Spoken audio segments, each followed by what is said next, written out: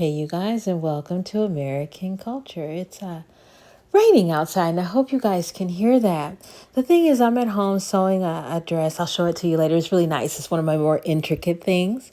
But it got me to thinking about just where I was in life, and church was on, and I can't quite remember what the guy was talking about that spurred this particular tangent I'm about to go into. But it was really about who I am and where I'm ready to go. The thing is, a few years ago, I was in the foreign land and I ended up getting COVID. The only time that I got COVID, despite having worked in the hospital the entire way through like a slave, that's a different story from the other day, I ended up getting COVID on the way back from that place. And it was almost as if my world kind of shattered in a matter of seconds. My bank accounts were frozen. I couldn't use any money. I had to change flights, had to find a place to go, and I was potentially very sick away from anything that I knew.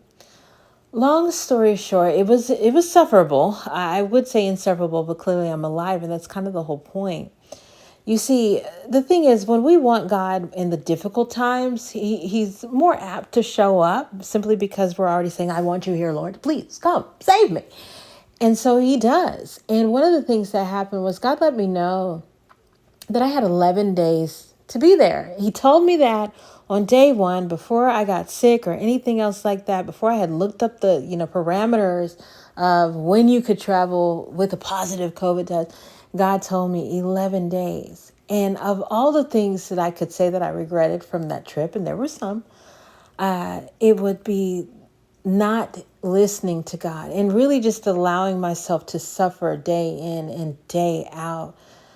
Do I now realize that I could have changed the reality of what I was going through? Yeah, to a certain degree.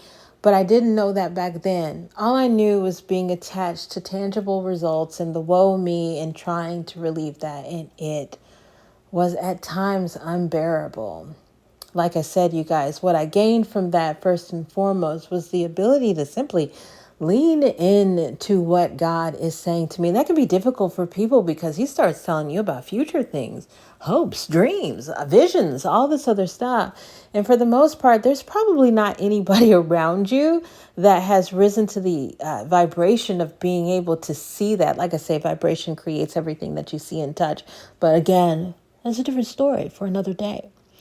And so when I got back from there, I really wanted to pay attention to not when God was talking to me in the moments of just pure, oh my goodness, what is happening here? But when is God talking to me in the quiet times, in the everyday moment? I really started to pay attention to what manna was, what I was thinking, what that was creating, noticing that life wasn't happening to me. It was actually happening for me. I needed to learn from all of these things. I came back from there with one of my greatest accomplishments. I am unbreakable. People will try. And I understand that I'm protected by God to a level that most people couldn't comprehend. I'm going to be able to do what I was born